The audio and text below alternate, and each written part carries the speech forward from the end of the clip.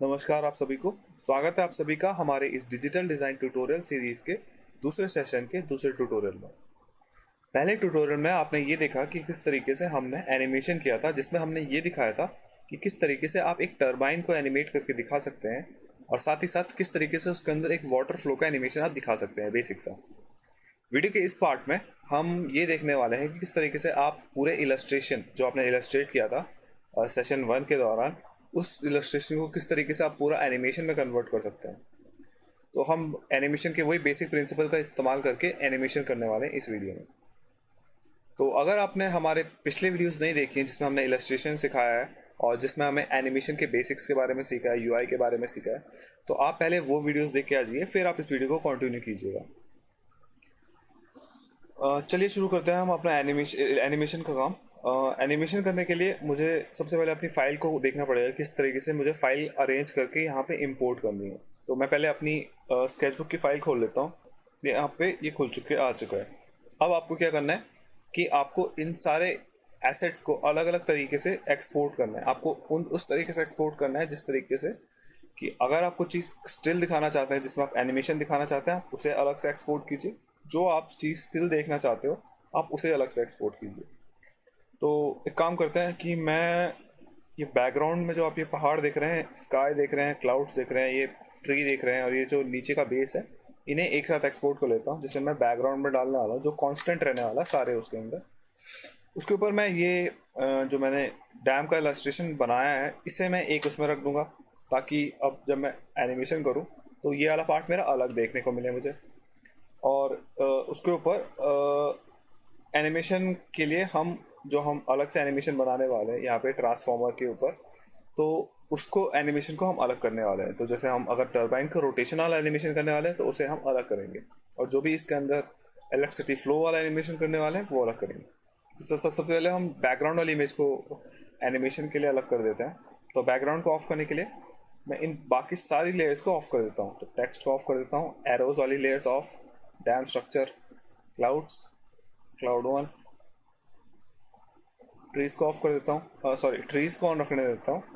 और मुझे ऑफ करनी है ये वाटर वाली लेयर। ये हमारे पास जो इमेज है अभी, जो ये इमेज हम बैकग्राउंड की तरह यूज़ करने वाले हैं। तो मैं से फाइल पे जाके सेव एज पे जाके और एक नया फोल्डर बना देता हूँ यहाँ पे, स्केचबुक एनिमेशन। यहाँ पे जैसे मैंने एसेट्स का फोल्डर बना रखा है, इसी के अंदर मैं बाकी सेव कर लेता हूँ। ये एसेट्स का फोल्डर अगर आपको याद है तो पिछले ट्यूटोरियल में हमने इस एसेट्स के अंदर टरबाइन को सेव करके रखा था। तो टरबाइन के बाद अब हम इसमें इसका इस्तेमाल करने वाले, तो हम बैकग्राउंड को इसमें मैं रख लेता हूँ। तो बैकग्राउंड को सेव कर लेता हूँ और यहाँ पे मैं TIF फॉर्मेट, जो ये TIF फॉर्मेट आप यहाँ पे देख रहे हैं, इसे हटा के इसे PNG में कन्वर्ट कर देता हूँ। PNG में कन्वर्ट कर दूंगा तो फिर मेरा बैकग्राउंड शो नहीं होगा। अभी ये फ्लैट है, तो अगर मैं इसे ऐसे भी सेव करता तो भी कोई प्रॉब्लम नहीं थी, लेकिन PNG सेव करेंगे तो आपका एक वो बना रहेगा कि आपको सारी इमेजेस PNG में सेव करनी है। मैं सेव कर लेता हूँ उसे। और ये यही पूछ रहा है कि अगर आप सेव करेंगे इसे इस तरीके से तो आपकी सारी फाइल्स मर्ज हो जाएंगी। तो मुझे कोई प्रॉब्लम नहीं है, ओके पे क्लिक कर देता हूँ। और अब मैं इसे सेव करने के बाद इन सबको ऑफ कर देता हूँ। ट्रीज को ऑफ कर देते हैं और सॉइल को भी ऑफ कर देते हैं। इसके बाद अब हम अपनी लेयर्स को ऑन करेंगे। पिछले उसमें मैंने क्लाउड्स को ऑफ कर दिया था, मुझे शायद इन्हें फिर से ऑन करके फिर से एक्सपोर्ट करना पड़ेगा। मैं ट्रीज वापस ऑन करके एक बार फिर से एक्सपोर्ट कर देता हूँ। तो माउंटेन्स ऑन करते हैं और बैकग्राउंड ऑन करते हैं, वाटर को ऑफ कर देते हैं। ये इस वाली इमेज को फिर से एक्सपोर्ट करेंगे। मैं फाइल पे जाऊँगा और यहाँ से सेव एज, यहाँ पे चेंज कर दूंगा उसे PNG, और BG को इमेज को रिप्लेस कर दूंगा इसके ऊपर डबल टैप करने के ऊपर, और फिर ओके पे क्लिक करूंगा और ये मेरे इमेज उसे रिप्लेस कर देगी। इन्हें ऑफ कर दूंगा और सॉइल, ट्रीज, क्लाउड्स, इन सबको भी ऑफ कर दूंगा। इसके बाद डैम स्ट्रक्चर को हम ऑन करेंगे और अब आप देख सकते हैं कि ये है हमारा डैम वाला पार्ट। अब इसमें आप देख सकते हैं कि मैंने यहाँ पे कुछ इस तरीके का डैम स्ट्रक्चर बनाया। यहाँ पे मेरे पास एरोज मुझे यहाँ पे ड्रॉ करने पड़ेंगे हैंड से, जो टरबाइन को रोटेट करते हुए दिखाएंगे, जिस तरीके से हमने एनिमेशन के पहले वीडियो में करा था। और इस वाले पार्ट को मैं अलग से लेके जाऊंगा क्योंकि ये मुझे एनिमेटेड देखना है, मुझे इसे ये मुझे एनिमेटेड चाहिए। तो मैं कोशिश करूँगा कि इसको मैं अलग से ड्रॉ करूँ या फिर इससे अलग से लेके जाऊँ। तो ये मेरे ऊपर के दो ऑब्जेक्टिव रहेंगे। इस वाले पार्ट को भी ऑन कर देता हूँ। अब मैं क्या करूँगा कि इस वाले पार्ट को ऑफ कर देता हूँ और इसे एक अलग लेयर पे लेके चला जाऊँगा। तो टर्बाइन को ऐसे रहने देता हूँ और इस वाले पार्ट को, हाँ ये रहा, इस वाले पार्ट को मैं पहले रीनेम कर देता हूँ। इसे मैं रीनेम करके इसे दे देता हूँ, इसको नेम कर देते हैं हम क्लोजिंग स्लैब या कुछ भी लिख सकते हैं आप।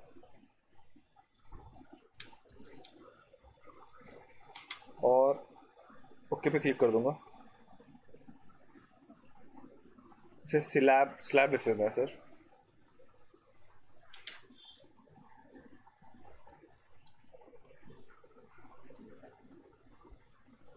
और एक बार नेम सेव करने के बाद मैं इसे ऑफ कर लेता हूँ और बाकी जितना भी पूरा मेरा सीन है मैं इसे एक साथ एक्सपोर्ट कर देता हूँ।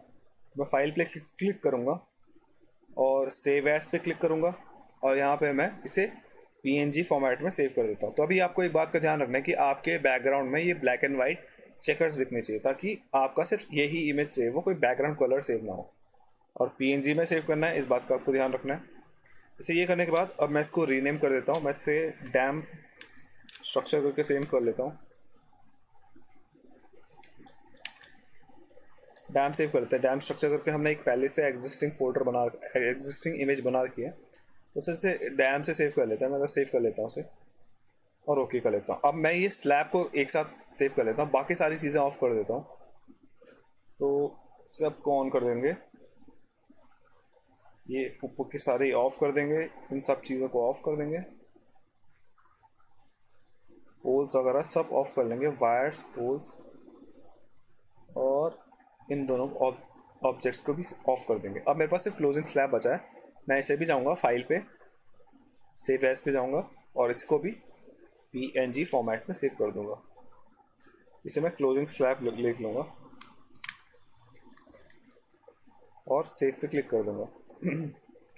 ओके पे क्लिक करके इसे भी सेव कर दूंगा।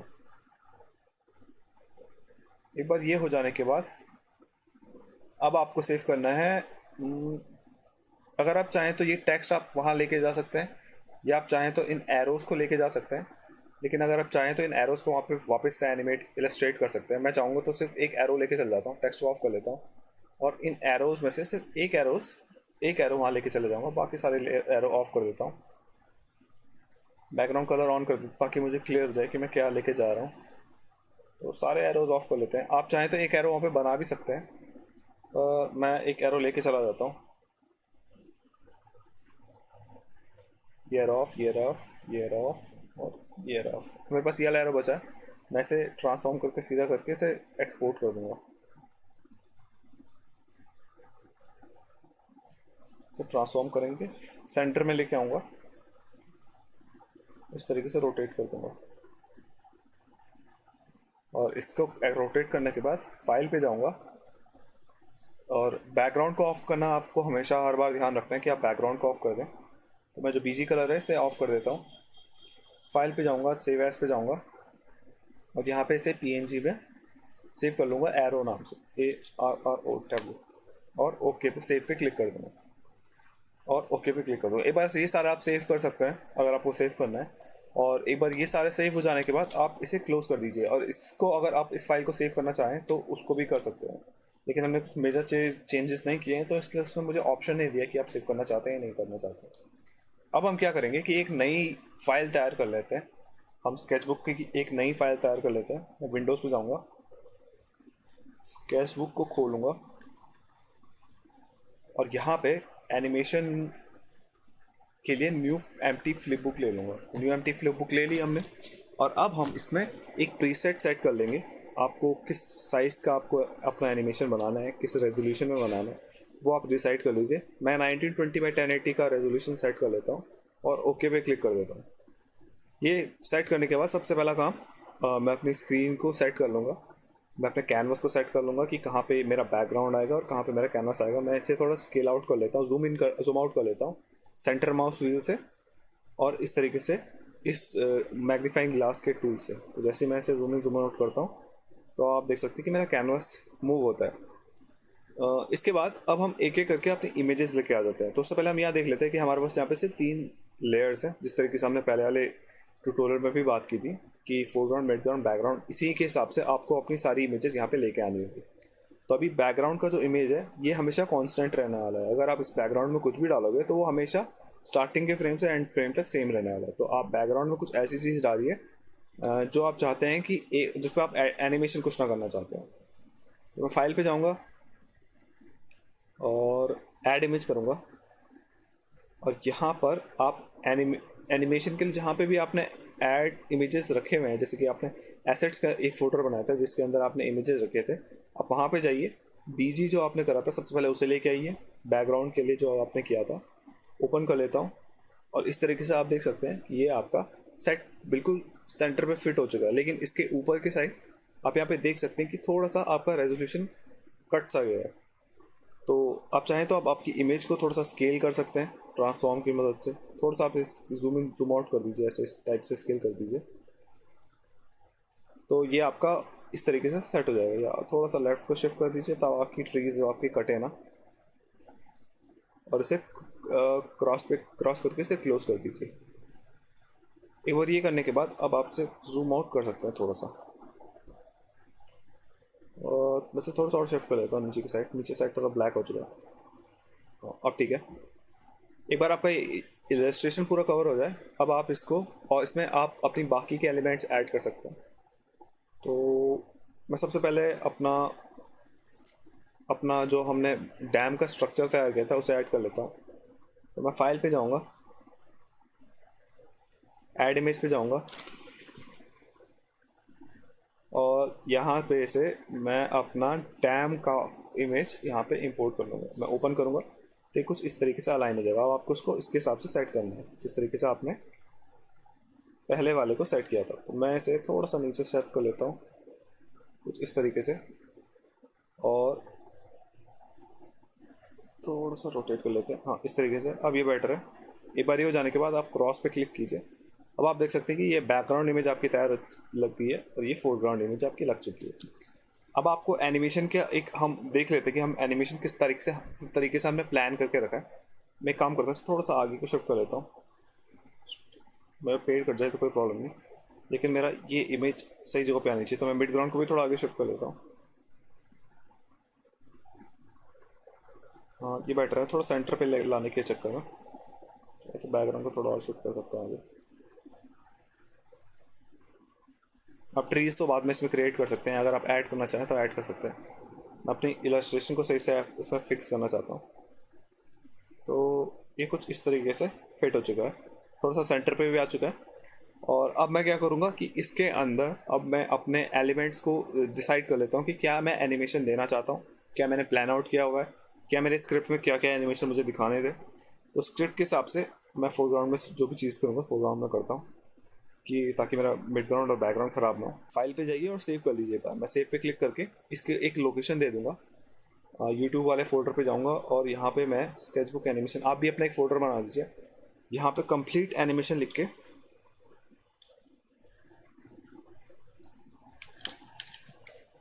एक एक फाइल का रीनेम कर दूंगा और सेव पे क्लिक कर दूंगा। इसे सेव करने के बाद अब मैं यहाँ पे डिसाइड कर लेता हूँ कि मुझे क्या एनिमेशन करना था इसके अंदर। तो सबसे पहले मैं क्या करना चाहता हूँ कि यहाँ अंदर मैं वाटर फिल होता हुआ दिखाना चाहता हूँ। तो मैं इस तरीके से वाटर का लेवल बढ़ता हुआ दिखाऊंगा और यहाँ पे मेरा स्लैब क्लोज होगा। तो ऐसा लगेगा कि मेरा ये वाटर यहाँ तक फिल हो चुका है। फिर इसके बाद मेरा स्लैब ओपन होगा, ये स्लैब ऊपर की तरफ जाएगा, इस तरीके से यहाँ ऊपर तक आ जाएगा। और फिर उसके बाद मेरा वाटर फ्लो होना स्टार्ट होगा। मेरा वाटर फ्लो धीरे धीरे करके नीचे आएगा, इस तरीके से नीचे के डायरेक्शन को फ्लो होते होते, और ये एंड में इस टरबाइन तक पहुंचेगा। जो टरबाइन जब रोटेट होगी कुछ इस तरीके से, इसमें एरोज जो मैंने ड्रॉ करूंगा इसके बाद वो रोटेट करते हुए इसे रिप्रेजेंट करेंगे। तो इन एरोज की मदद से आपको पता चलेगा कि ये रोटेट हो रहा है। उसके बाद पानी पूरा यहाँ नीचे तक इस तरीके से इस लेवल पे यहाँ तक फैल जाएगा। और फिर उसके बाद टरबाइन यहाँ पे कुछ इलेक्ट्रिसिटी के लिए मैं यहाँ पे कुछ इस टाइप से एक इलेक्ट्रिसिटी फ्लो दिखाऊंगा जो यहाँ से ऊपर जाते हुए, तो यहाँ पे हमें इलेक्ट्रिसिटी फ्लो होते हुए दिखाना है कि इलेक्ट्रिसिटी सिटीज़ और विलेजेस और जितने भी जगह इलेक्ट्रिसिटी की रिक्वायरमेंट होती है वो वहाँ पहुँच गई इन वायर्स के थ्रू। तो अब मैं से एक बार अपना काम स्टार्ट करने से पहले मैं अपनी फाइल्स एक और लेके आ जाता हूँ। मुझे अभी यहाँ पे मुझे जो ये स्लैब था इसे लेके आना है, तो मैं चाहूँ तो इसे मिड ग्राउंड में भी रख सकता हूँ, या अगर आप चाहें तो इसे फोरग्राउंड या बैकग्राउंड में भी रख सकते हैं। मैं इसे एक सेकंड करता हूँ, अब तक मैं इन सब इमेजेस को डुप्लीकेट कर देता हूँ। मैं इसे कुछ फ्रेम तक डुप्लीकेट कर लेता हूँ, 10 फ्रेम तक, और स्लाइडर की मदद से इसे थोड़ा सा सेट कर लेता हूँ। तो इतना करने के बाद अब मैं क्या करूँगा कि फोरग्राउंड पे जाऊँगा और यहाँ पर मैं अपना स्लैब लेके आऊँगा। तो मैं स्लैब को लाने के लिए फाइल पे गया, ऐड इमेज पे गया, और जो ये स्लैब वाला है क्लोजिंग स्लैब, इसे इंपोर्ट कर लेता हूँ। यहाँ पे प्लेस कर देता हूँ इस तरीके से। चाहे तो थोड़ा सा एडजस्ट कर सकते हैं। अब ये स्लैब क्लोज है तो हमें क्लोज दिखाना है इसे, और क्रॉस पे क्लिक कर दूँगा। अब मेरा फोरग्राउंड में इस स्लैब की इमेज भी आ चुकी है। अब मुझे थोड़ा सा जूम इन करना है क्योंकि मैं यहाँ पे वाटर फिल होता हुआ एक एनिमेशन दिखाना चाहता हूँ। तो सबसे पहले क्या करूँगा, इसे थोड़ा सा ट्रांसफॉर्म करके राइट साइड को लेके आ जाऊँगा और थोड़ा सा जूम कर लेता हूँ।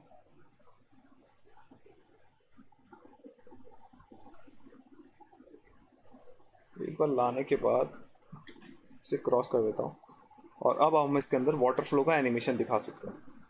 तो मैं फोरग्राउंड पे ही एनिमेशन दिखा लेता हूँ। तो फर्स्ट लेयर मेरी यहाँ पे है, मैं सेकंड लेयर पे इसको इस तरीके से एनिमेशन दिखाता हूँ। तो मैं पहले इस पाथ को आगे की लेयर पे भी कॉपी कर लेता हूँ।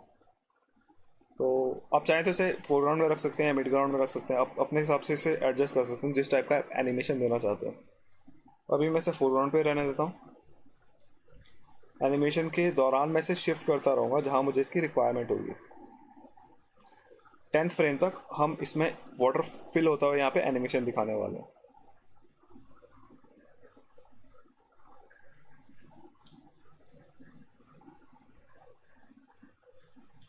और अब मैं इस पर क्या करूँगा,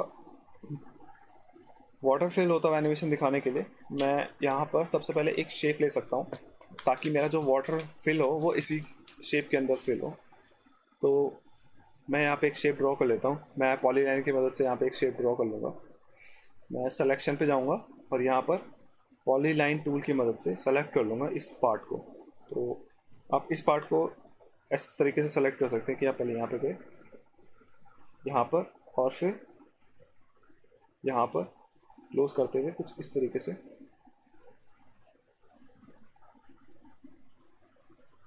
इस तरीके से आप यहाँ पे एक सिलेक्शन बना सकते हैं। अब आप जो भी काम करेंगे वो इस सिलेक्शन के अंदर होगा जिस तरीके से आपको पता है। तो अगर आप वाटर भी इसमें अंदर ड्रॉ करेंगे तो वाटर इसी के अंदर ड्रॉ होगा। तो वाटर ड्रॉ होते हुए हम दिखाने वाले हैं, तो उसके लिए मैं क्या करूँगा कि आप ब्रश ले सकते हैं कोई भी। आप चाहे तो ये वाला ब्रश ले सकते हैं, सॉरी ये वाला ब्रश, सिंथेटिक पेंट ब्रश। आप चाहे तो इससे ऐसे ब्रश करते हुए आप दिखा सकते हैं, या फिर आप एक काम कर सकते हैं कि आप एक छोटा सा शेप बनाइए, उसके अंदर बकेट से कलर फिल करिए और थोड़ा सा उस शेप को ऊपर ऊपर शिफ्ट करते करते बाकी के पूरे उसमें शेप मतलब फिल करते हुए दिखा सकते हैं। मैं शेप बना लूँगा पहले वापस सिलेक्शन टूल से।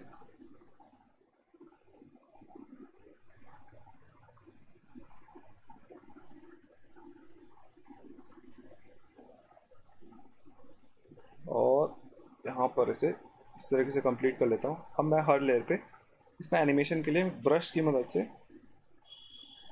थोड़ा सा साइज छोटा कर लेता हूँ ब्रश का। और उसकी प्रॉपर्टीज़ पे जाने के लिए मैं यहाँ तो या फिर प्रॉपर्टीज़ पे जाके इस पहले वाले बटन पे प्रॉपर्टीज़ से क्लिक कर सकता हूँ ब्रश प्रॉपर्टीज़ पे जाके, या फिर इसी ब्रश पे डबल टैप कर सकता हूँ इसकी प्रॉपर्टीज़ खोलने के लिए। इसकी स्ट्रेंथ और फ्लो को मैं बढ़ा देता हूँ। और अब मैं यहाँ पर कुछ इस तरीके से एक वाटर का आपको एक दिखा देता हूँ कि यहाँ पे पहले इतना वाटर था। थोड़ा सा इसकी स्ट्रेंथ बढ़ा देते हैं। और नेक्स्ट फ्रेम पे जाऊंगा। नेक्स्ट फ्रेम पे जाने के लिए आप एम के बगल पे एरो कीज का इस्तेमाल कर सकते हैं, और आप यहाँ पे अनियन स्किनिंग ऑन कर सकते हैं ताकि आप दिख सके कि आपने कहाँ पे ये कर रखा है। तो आपने यहाँ पे तक करा है, थोड़ा सा और ऊपर की तरफ लेके जाऊंगा इसे। नेक्स्ट फ्रेम थोड़ा सा और ऊपर, नेक्स्ट फ्रेम थोड़ा सा और ऊपर, नेक्स्ट फ्रेम में आपसे थोड़ा और ऊपर लेके जा सकते हैं। इस तरीके से नेक्स्ट फ्रेम में थोड़ा सा और ऊपर लेके जा सकते हैं। अगर आपने कलर सही से चूज़ नहीं किया तो आप कलर भी चेंज कर सकते हैं इसमें। तो मैं इसे इसी कलर से ड्रॉ कर रहा हूँ अभी। आप चाहे तो थोड़ा डार्कर कलर यूज़ कर सकते हैं इसमें।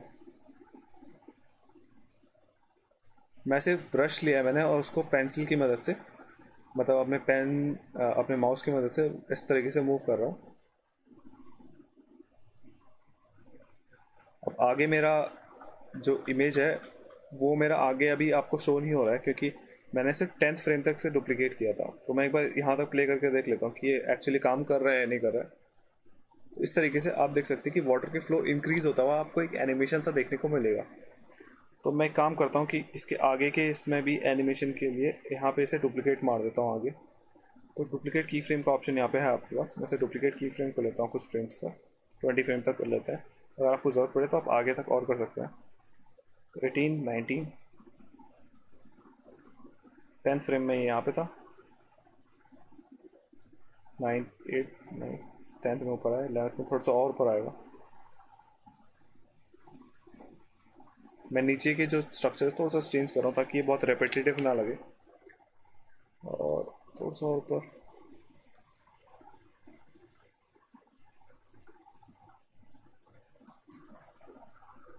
थोड़ा सा और ऊपर।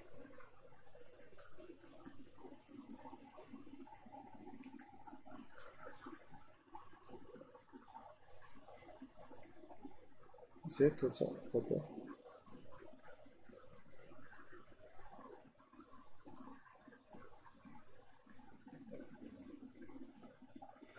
इसे अंडू कर लेता हूँ क्योंकि मैं वापस से 8 फ्रेम में पहुँच चुका हूँ। थोड़ा सा इसे बढ़ा देता हूँ, देखता हूँ कहाँ पे पहुँचा। 18 फ्रेम को भी फुल भर देते हैं इस पर, थोड़ा सा आगे बढ़ा के इसमें फुल एक्स।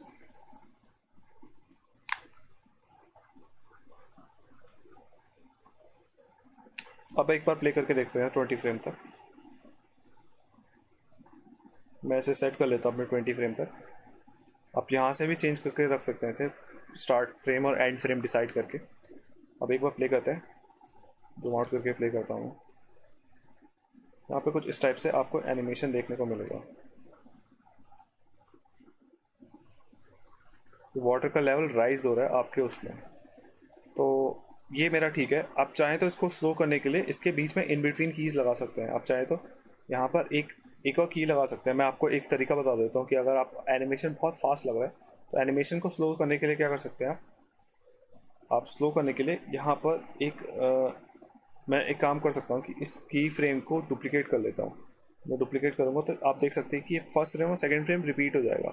अब मैं इसके और थर्ड फ्रेम के बीच में जो डिस्टेंस है उसको मैं मेजर करूँगा और उससे बीच के डिस्टेंस में मैं थोड़ा सा ड्रॉ करूँगा जिससे ये ऐसा लगेगा कि बीच में हमने कुछ फ्रेम्स इन बिटवीन ऐड कर लिए हैं। तो अब आप देख सकते हैं पहला मेरा यहाँ पे था, सेकंड यहाँ और थर्ड वाला ऊपर पहुँचा है।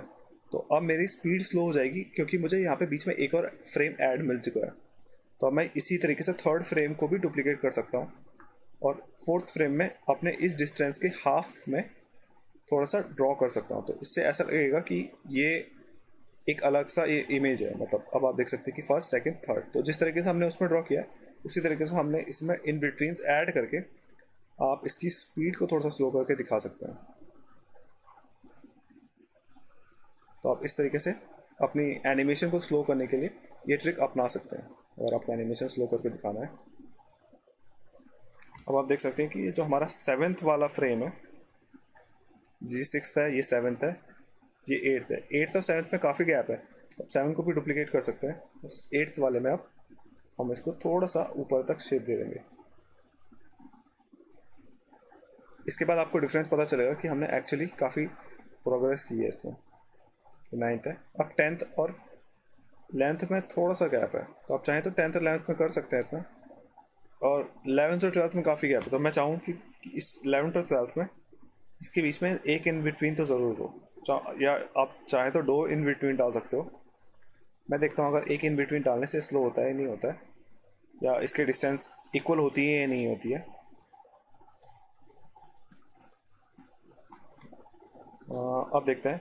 ये हमारा 11 था, ये 12 था, थोड़ा सा ऊपर गया वाटर लेवल, और ये 13। ठीक है, ऑब्वियस, ठीक है। आप देखते हैं कि 13 और 14 में काफ़ी डिफरेंस है, 13 यहाँ है 14 यहाँ है, तो आप इसको भी एक बार डुप्लीकेट कर लीजिए और इसके बीच में भी एक इन बिटवीन डाल दीजिए।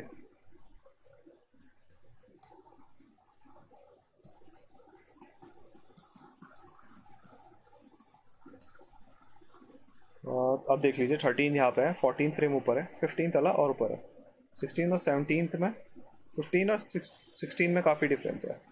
आप देख सकते हैं 15 तला कुछ यहाँ पे है इस लेवल पे, 16 तला काफ़ी ऊपर है, तो आप 15 के बाद भी डुप्लीकेट की फ्रेम करके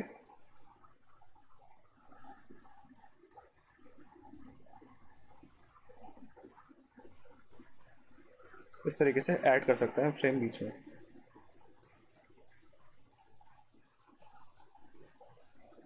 तो ये 15 हमारा, ये है 16, ये है 17। आप एक बार रीड्रॉ करके इन्हें अच्छे से ड्रॉ कर सकते हैं जो आपको सही से नहीं लग रहा है। फिर हमारा 18 फ्रेम,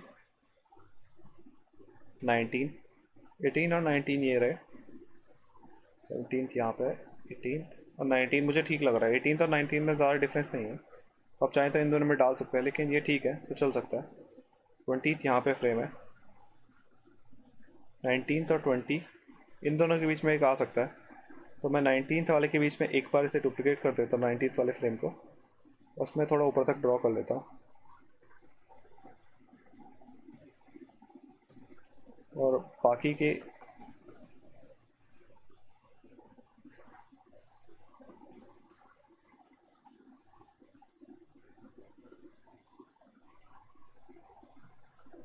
अब देखिए ये 13 और इन दोनों में काफ़ी डिफरेंस है 21 और 23 में, तो मैं इसे डुप्लीकेट कर लेता हूँ 23 को और यहाँ पर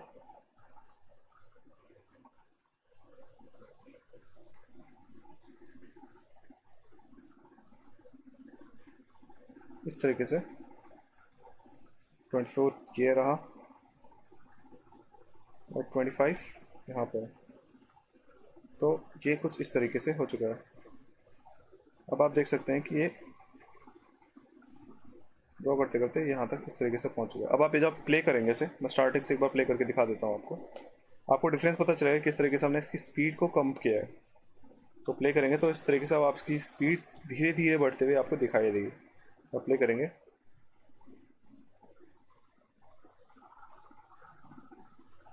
अब आप देख सकते हैं कि आपके वाटर की स्पीड काफ़ी स्लो हो रही है पहले के मुकाबले, और बहुत स्मूथ सा भी एनिमेशन आपको देखने को मिल रहा है। तो आप दो चीज़ों के लिए इस टाइप के एनिमेशन का इस्तेमाल कर सकते हैं। अगर आपको स्मूथ दिखाना है तो उसके लिए आप इन बिटवीन्स डालिए, और अगर स्लो दिखाना है तो वो भी इन बिटवीन्स डालिए, तो काफ़ी फ़ायदा मिलेगा आपको इसका इस्तेमाल करने के बाद। अब मैं एक काम करता हूँ कि आगे जाता हूँ और इस फ्रेम को डुप्लीकेट मार लेता हूँ, और यहाँ पे से मैं जो वाटर का है इसे डिलीट मार देता हूँ, तो डीसेलेक्ट करेंगे, इसे ऑफ कर देता हूँ। अब मैं क्या करूँगा कि यहाँ पे मुझे इस टाइप का एक एनिमेशन दिखाना है कि मेरा ये खुलता हुआ ऊपर चला गया कुछ इस तरीके से। तो उसके लिए क्या करेंगे, आप चाहें तो इसे नीचे शिफ्ट कर सकते हैं। मैं एक काम करता हूँ, इसे नीचे शिफ्ट कर लूँगा, और 38 फ्रेम तक आपने ये देख लिया कि आपने वाटर फ्लो को इंक्रीज होते हुए दिखा दिया। अब आप इसे, मैं थोड़ा सा आगे शिफ्ट कर लेता हूँ। मैं चाहता हूँ कि यहाँ से 35 फ्रेम से मैं ये दिखाऊँ कि ये ऊपर की तरफ शिफ्ट हो रहा है। तो एनिमेट करने के लिए मैं ट्रांसफॉर्म की मदद लूँगा और डुप्लीकेट डुप्लीकेट करके इसको मैं आगे करता शिफ्ट करूँगा। तो पहला ये रहा डुप्लीकेट की फ्रेम, इसे ऊपर की तरफ थोड़ा शिफ्ट करा, डुप्लीकेट की फ्रेम, इसे थोड़ा सा ऊपर और शिफ्ट किया, डुप्लीकेट की फ्रेम, थोड़ा सा और ऊपर शिफ्ट किया, डुप्लीकेट की फ्रेम, इसे थोड़ा सा और ऊपर की तरफ शिफ्ट करा, इसी तरीके से डुप्लीकेट की फ्रेम, मैं जहाँ तक मैं चाहूँ इसे वहाँ तक एनिमेट करके दिखा सकता हूँ। डुप्लीकेट की फ्रेम, और यहाँ पे मैं इसे स्टॉप कर दूँगा इस तरीके से। अब आप इसे एक बार प्ले करके देख सकते हैं। देखा आपने कि किस तरीके से एनिमेट हुआ, ऐसा लगा कि आपका वो डैम का जो आप टर्बाइन जो वाटर फ्लो के लिए आपने जो वो बैरियर बनाया था वो किस तरीके से खुला है। फिर हम इसमें ऐसे दिखा सकते हैं, इसे दिखाने के बाद आप ये दिखा सकते हैं कि अब वाटर यहाँ पे से ये उठने के बाद वाटर इसके नीचे फ्लो होता है और नीचे गिर रहा है। तो जब ये ऊपर उठ गया, अब वाटर इसके अंदर से फ्लो होता हुआ नीचे गिरेगा।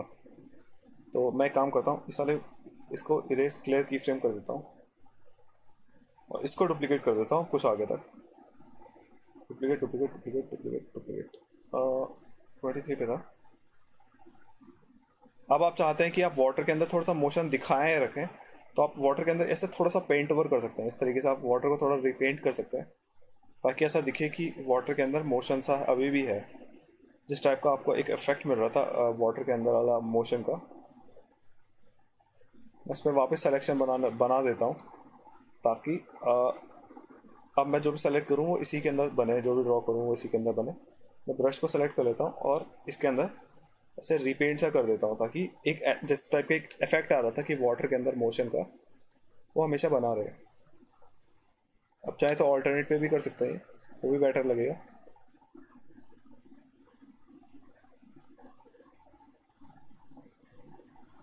नेक्स्ट करेंगे।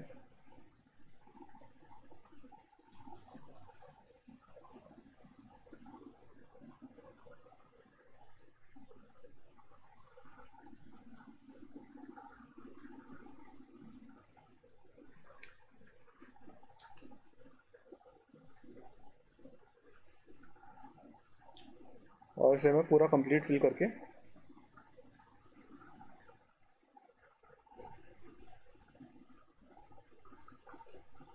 अब मुझे इसे आगे तक दिखाना है जब तक वाटर फ्लो हो रहा है। मैं इसे थोड़ा सा ऐसे शिफ्ट करूँगा और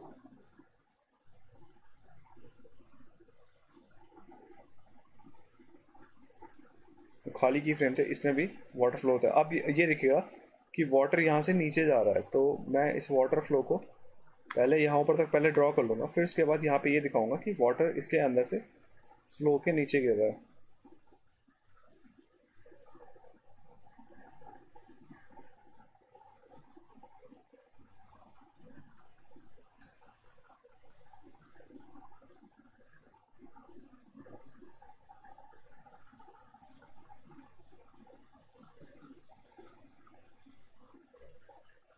और अब मेरा यहाँ तक बनने के बाद आप देखेंगे कि ये वाटर कुछ यहाँ तक दिख रहा है। तो मैं प्ले करके दिखा देता हूँ मैं आपको कंप्लीट। और मैं थोड़ा सा टाइम लाइन को स्ट्रेच कर देता हूँ ताकि मेरे सारे एनिमेशन एक साथ दिखा पाऊँ। अब प्ले करते हैं एक बार, तो ये इस तरीके से आपको देखने को मिलेगा। इसे प्ले ऑफ कर देता हूँ। अब मैं इसे यहाँ से नीचे गिरता हुआ दिखाने वाला हूँ। तो जैसे कि ये थोड़ा सा खुला, तो मैं एक सिलेक्शन यहाँ पे इस तरीके से बना दूंगा कि अभी आप देख सकते हैं कि ये यहाँ तक है। मैं चाहूँगा कि इसे ये पूरा यहाँ नीचे तक सिलेक्शन बना दूंगा जहाँ तक मैं वाटर फ्लो करके दिखाना चाहता हूँ। तो मैं फोरग्राउंड पे हूँ और सिलेक्शन टूल की मदद से इसमें पॉलीलाइन पे मैं कंट्रोल की मदद से ये हट चुका है, लेकिन अब एक काम कर सकते हैं, आप वापस एक नया सिलेक्शन बना दीजिए। आप चाहे तो उसके बाद यहाँ पे ऐड पे क्लिक करके ऐड से भी आप इसमें ऐड कर सकते थे। जैसे आपने कुछ ड्रॉ कर दिया जिसके मैंने इस टाइप का एक शेप ड्रॉ किया। अब मैं चाहूँ कि इसमें मैं वापस कुछ और शेप ऐड कर सकूँ, तो इस ऐड की मदद से आप यहाँ पे इस शेप को ऐड कर सकते हैं।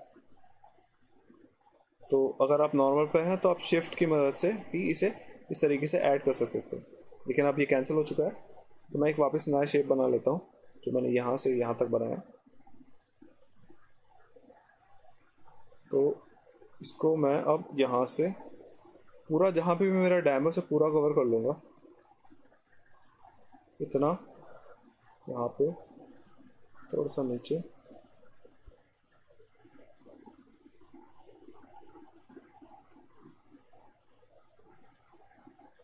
और कुछ इस तरीके से।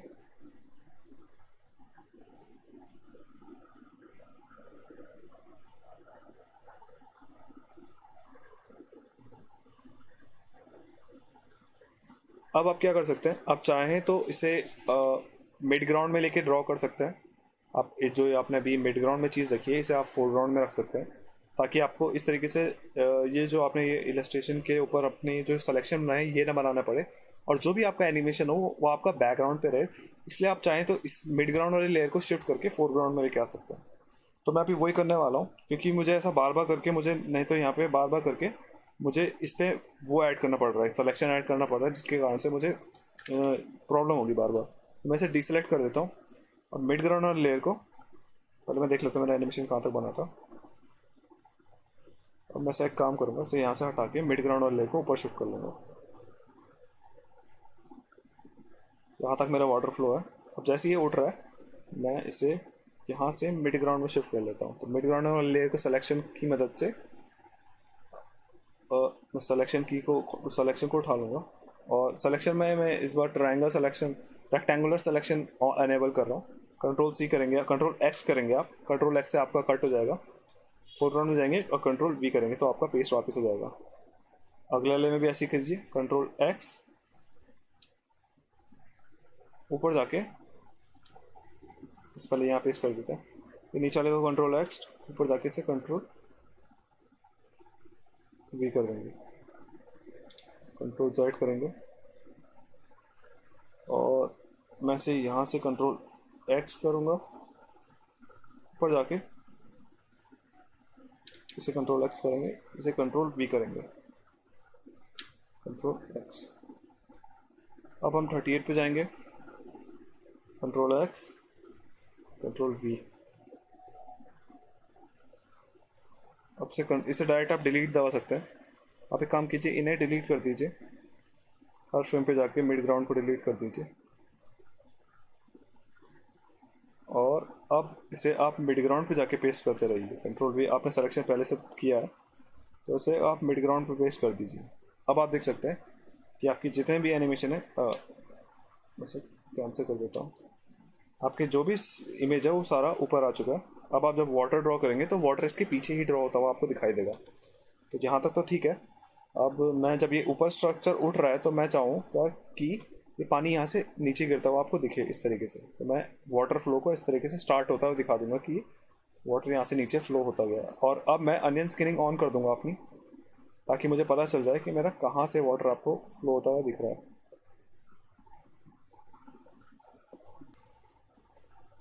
और जैसे जैसे ये नीचे गया मैं अनियन स्किनिंग ऑन करके इसमें ड्रॉ करता रहूँगा, जिस तरीके से आपको ये लगता है कि वाटर यहाँ से ऐसे फ्लो होने वाला है। तो अब आप देख सकते हैं कि वाटर कुछ इस तरीके से गिरता हुआ यहाँ पे पहुँचा है। तो उसे अंडू करके, जहाँ पे आपको गलत लगे आप अंडू कर सकते हैं।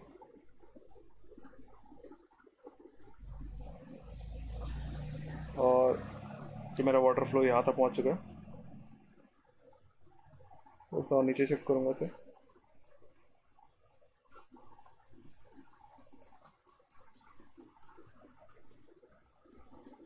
नेक्स्ट पार्ट में हम इसे थोड़ा और आगे शिफ्ट करेंगे। मैं एक काम करता हूँ, पहले इस लेयर को क्लियर करके इसे एक बार डुप्लीकेट कर लेता हूँ आगे वाले इसमें। तो मैं डुप्लीकेट की फ्रेम कर लेता हूँ कुछ फ्रेम्स तक, ताकि मैं अपना वाटर फ्लो को अच्छे से दिखा सकूँ।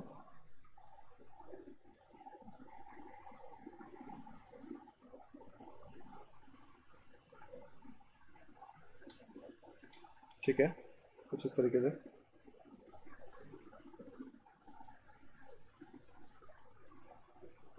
और नेक्स्ट फ्रेम में से थोड़ा आगे तक मुझे दिखाना है।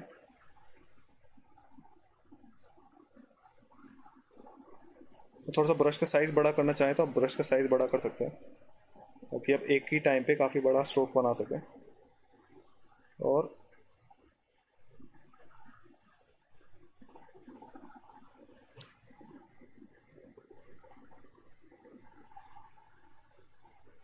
तो थोड़ा सा आगे शिफ्ट करूँगा,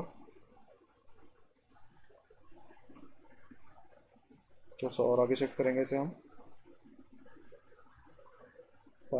पानी को आगे हम फ्लो करते हुए दिखा रहे हैं इसमें।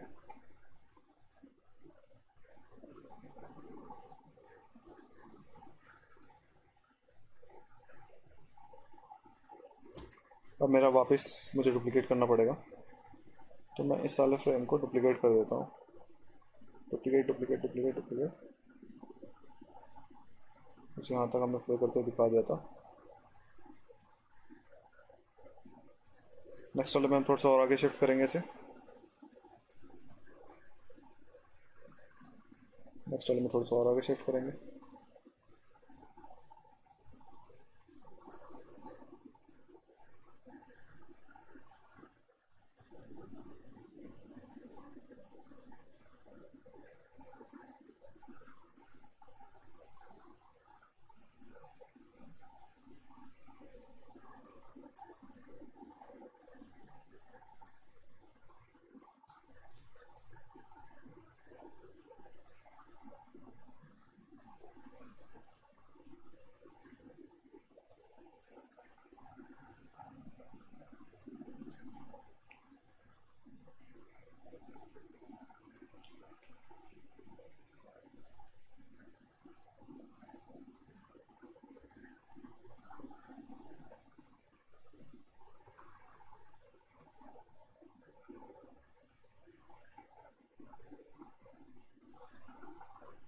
फिर आगे कुछ फ्रेम तक डुप्लीकेट कर लेंगे। एक बार कंट्रोल एस दबा दीजिए आप बीच बीच में।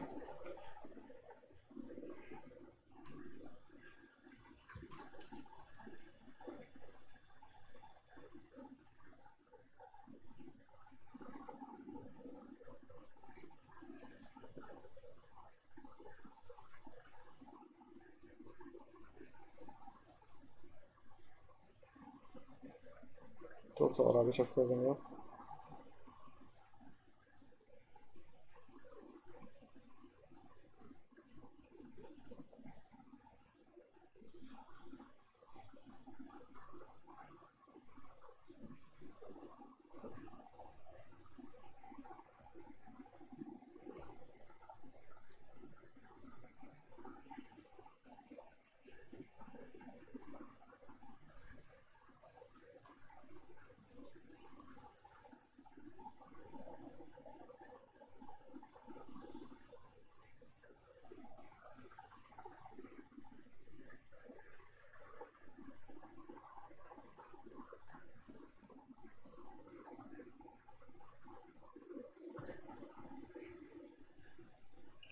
और एक बार वाटर से हिट मतलब आप टरबाइन पे टच करेगा तो हमारा टरबाइन रोटेट होता हुआ यहाँ पे दिखेगा। तो अब मेरा मुझे वापस यहाँ पे डुप्लीकेट करना पड़ेगा। तो 69 के बाद कुछ फ्रेम्स और डुप्लीकेट कर लेता हूँ मैं। काफ़ी रेंज डुप्लीकेट करने पड़ेंगे। 69, 67 पे यहाँ पे था, 68 पे थोड़ा आगे, 69 पे कुछ ज़्यादा आगे हो गया। मैं थोड़ा सा इरेजर, सॉफ्ट इरेजर की मदद से इरेज कर लेता हूँ उसे वापस से थोड़ा सा इसके एंड्स पे। 68, 69, 70, 68, 69, थोड़ा सा और आगे तो इसे यहाँ तक शिफ्ट होगा।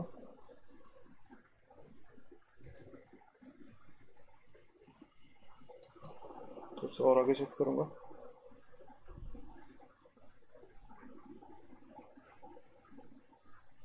थोड़ा सा और आगे शिफ्ट करेंगे इसे।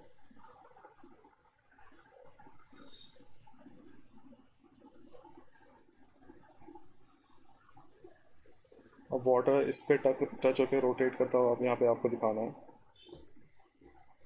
अगर आपका गलत हो जाए कुछ तो आप अंडू की मदद से उसे एक स्टेप पीछे लेके जा सकते हैं।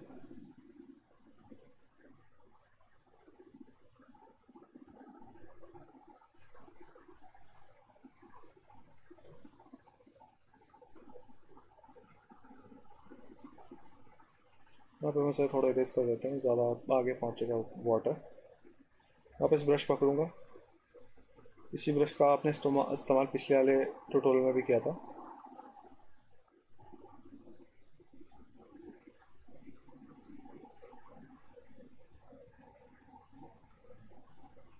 वापस पीछे आ गया, बस आगे शिफ्ट कर लेते हैं थोड़ा।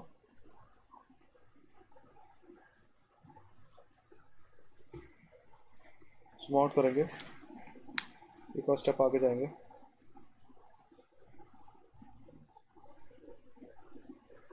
फिर एक और स्टेप आगे जाएंगे। थोड़ा सा ज़्यादा आगे चला गया है,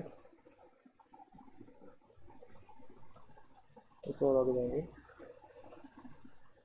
अब मैं वाटर को पूरा आगे तक फ्लो करता हुआ दिखा दूंगा।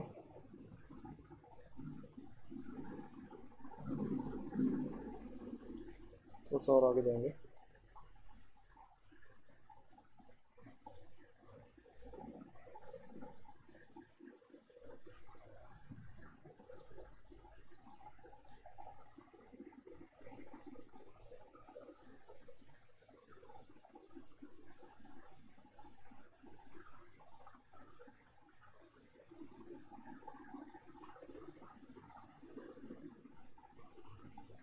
और अब आप एक बार एनिमेशन को कंप्लीट करके देख सकते हैं। आपने काफ़ी बड़ा एनिमेशन तैयार कर लिया अभी तक। अब मैं स्टार्टिंग से प्ले करूँगा तो आप पूरा देख सकते हैं कि जो भी आपने प्लान किया था आपने वाटर एनिमेशन उसी तरीके से परफेक्टली फॉलो किया है या नहीं किया है। तो मैं सारा एनिमेशन एक साथ प्ले करके देखना चाहता हूँ। तो मैं यहाँ पे प्ले ऑल फ्रेम्स पे क्लिक करूँगा। सबसे पहले आपका वाटर लेवल राइज हुआ, पानी फ्लो होते हुए नीचे गिरा और इस तरीके से आप पानी आपका पूरा कंप्लीट हो चुका है। तो मुझे यही एनिमेशन दिखाना था तो मैं एक बार से रिपीट में दिखा देता हूँ। 88 तक चाहिए तो मैं यहाँ पे नंबर ऑफ फ्रेम्स को 88 पे कर देता हूँ। ओके क्लिक करता हूँ। और अब आप प्ले करके देखेंगे तो आपका सिर्फ 88 फ्रेम लूप होगा। तो ये हुआ आपका वाटर स्ट्रक्चर का डैम, आपका ये खुला है, आपका टरबाइन फिर वाटर फ्लो होते हुए टरबाइन से होते हुए पूरा नीचे तक पहुंचा है। मैं से पॉज कर लेता हूँ। टेयर के बाद से डुप्लीकेट करके थोड़ा सा आगे तक शिफ्ट कर लेते हैं।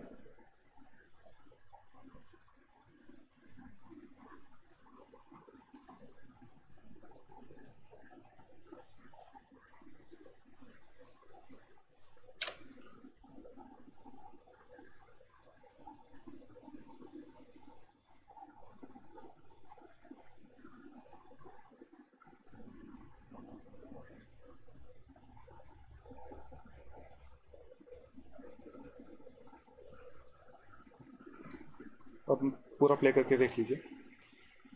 तो ये हमने एनिमेशन इस उस ट्यूटोरियल में हमने ये सीखा कि हमने किस तरीके से वाटर फ्लो करवाना है अपने डैम के स्ट्रक्चर के थ्रू। तो हमने यहाँ पे एक ओपनिंग सी बनाई है यहाँ पे, जिसे एक स्लैब की मदद से हम वाटर को फ्लो होते हुए दिखा रहे हैं अंदर को। तो जैसे ही स्लैब हम खोलते हैं तो वाटर फ्लो होते हुए अंदर जाता है।